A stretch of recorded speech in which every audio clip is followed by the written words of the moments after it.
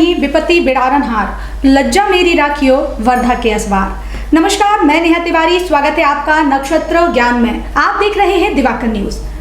आज हमारा ये एपिसोड जो है वो बहुत ही ज़्यादा स्पेशल होने वाला है। सावन स्पेशल एपिसोड है। सावन का जो महीना होता है, श्रावण मास बेहद पवित्र माना जाता है। प्रभु विश्वनाथ की वंदना और आराधना की जाती है।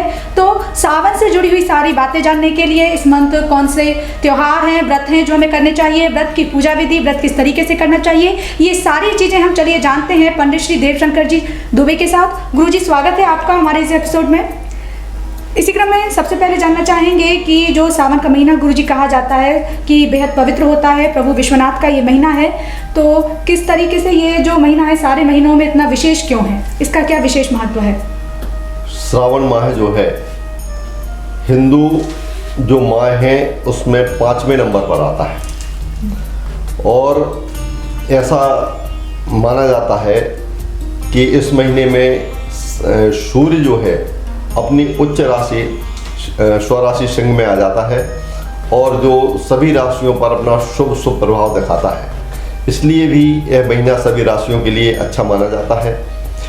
दूसरे ऐसी मान्यता है कि देव और दानवों के बीच में जो समुद्र मंथन हुआ था वो इसी पवित्र श्रावण माह में हुआ था और उस समुद्र मंथन में सबसे पहले अमृत निकला और हलाहल विष भी निकला उसमें से जी।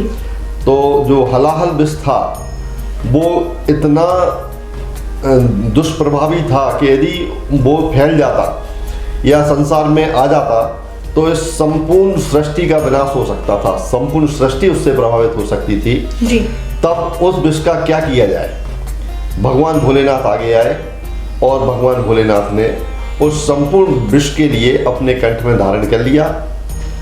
उससे उनका जो गला था वो नीला पड़ गया जी। इसलिए तभी से उनका नाम नीलकंठ पड़ा। देवताओं ने भगवान के भोलेनाथ के इस उपकार का चुकाने के लिए, प्रत्युपकार करने के लिए इस श्रावण मास के लिए भगवान भोलेनाथ के लिए अर्पण कर दिया। तो इस श्रावण मास का यही महत्व है कि इसमें भगवान भोलेनाथ की जो भी पूजा अर्चना की जाती है, भगवान की आराधना की जाती है, भगवान भोलेनाथ की कृपा से उनके भक्तों के समस्त अनिष्ट दूर होते हैं और उनके लिए मनवांछित फल की प्राप्ति होती है जी। तो भगवान नीलकंठेश्वर के लिए विशेष रूप से ये जो महीना है वो समर्पित किया गया देवताओं के द्वारा और इस दिन जो भी हम लोग पूजा अर्चना करते हैं सच्चे मन से करते हैं तो सभी मनोकामनाएं हमारी पूरी होती हैं। गुरुजी, आपसे ये जानना चाहेंगे, हमारे दर्शक भी निश्चित तौर पर जानना चाहेंगे कि जो सावन का महीना है इसमें कौन कौन से व्रत और त्यौहार जो होते हैं वो किए जाते हैं? श्रावण के महीने में वैसे तो इसका हर दिन व्रत का दिन है, हर दिन इसका त्योहार का दिन है। इसको पूरे महीने में पूर्णमासी से लेकर पूर्णमासी तक जी। हम मनाएं तो उतना ही कम है। इसमें हरियाली ती जाती है, नाग पंचमी आती है, पवित्र रक्षाबंधन का त्यौहार आता है, सारे त्यौहार इसी में आते हैं। सबसे बड़ी बात इसमें सावन के सोमवार आते हैं जिसमें भगवान भोलेनाथ की आराधना की जाती है जी। यदि किसी की कोई भी समस्या है, सौभाग्यवती स्त्रियां सावन सोमवार का व्रत करती हैं ताकि उनका सौभाग्य अमर हो और उनके सुहाग की रक्षा हो जी। जो अविवाहित कन्याएं हैं, लड़कियां हैं, वो अच्छे और उचित वर की प्राप्ति के लिए सावन सोमवार का व्रत भगवान भोलेनाथ को समर्पित करती हैं और उससे उनकी मनोकामनाएं पूर्ण हुआ करती हैं। इस तरह से और भी कोई अनिष्ट है किसी व्यक्ति के जीवन में तो वो सावन के में प्रत्येक दिन को अपना त्यौहार मानते हुए उसको उपयोग करें, उनका पूजन करें भगवान भोलेनाथ का, उसको लाभ मिलते हैं। जैसे श्रावण के जो शनिवार है जी, श्रावण के सोमवार के साथ साथ श्रावण के शनिवार का भी बहुत महत्व है।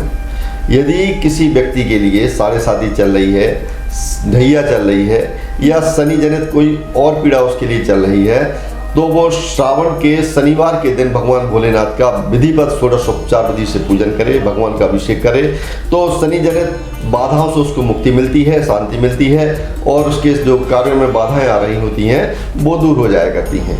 इसी तरह सोमवार का तो सबको पता ही है। यदि कोई चंद्रमा से पीड़ित है तो श्रावण के महीने में जो पूर्णिमाएं आती हैं, एक तो पहले दिन जिस दिन शुरू होता है उस दिन पूर्णिमा पड़ती है और एक आखिरी पूर्णिमा पड़ती है रक्षाबंधन के दिन। तो उस दिन भी यदि पूर्णमासी की रात में भगवान भोलेनाथ का अभिषेक किया जाए और चंद्रमा को ध्यान रखते हुए भगवान भोलेनाथ की पूजा करें, क्योंकि चंद्रमा जो है भगवान शिव के अधीन है, तो चंद्र जनित बाधाएं भी उसकी जो है वो दूर हो जाया करती हैं। इस तरह श्रावण माह जो है वो हमें हर तरह से लाभान्वित करने वाला, हमारे रिश्तों को दूर करने वाला और हमें शुभ फल प्राप्त कराने वाला है। जी, तो अभी आपने जाना कि किस तरीके से कौन कौन से व्रत और त्यौहार यहाँ पे आते हैं। इसके साथ ही गुरुजी हम जानना चाहेंगे आपसे कि जो व्रत किया जाता है सावन माह में, व्रत किस तरीके से किया जाता है ताकि जो व्रत का फल है वो सुनिश्चित किया जा सके। श्रावण माह में जो भी व्रत किए जाएं या भोलेनाथ जी को या किसी भी देवता को समर्पित जो भी व्रत किए जाते हैं उसमें शुद्धता और पवित्रता का विशेष ध्यान रखना चाहिए। जी। व्रत में कभी भी व्रत के एक दिन पहले से कोई भी जो अभक्ष्य चीज़ें हैं उनका परित्याग कर देना चाहिए।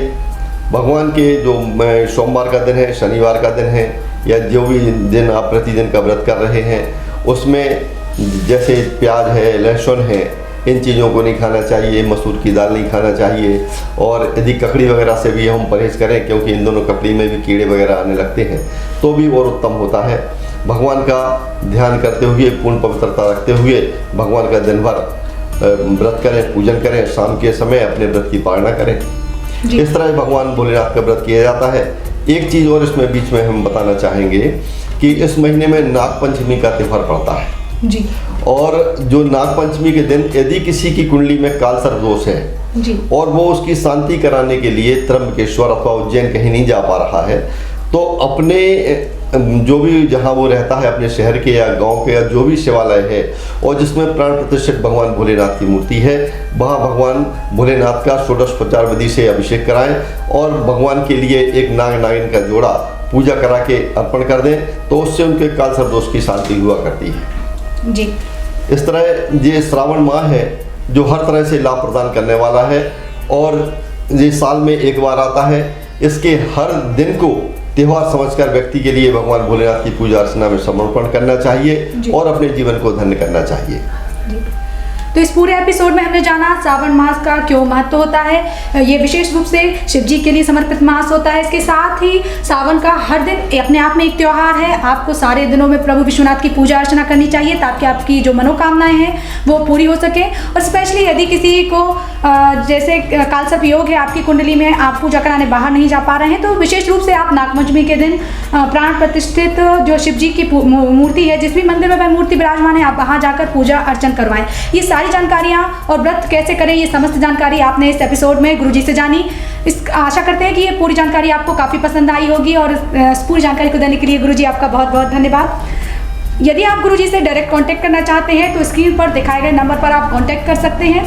अभी तक के लिए इतना ही। मिलते हैं आपसे अगले एपिसोड में किसी नए टॉपिक के साथ। तब तक के लिए देखते रहिए दिवाकर न्यूज़।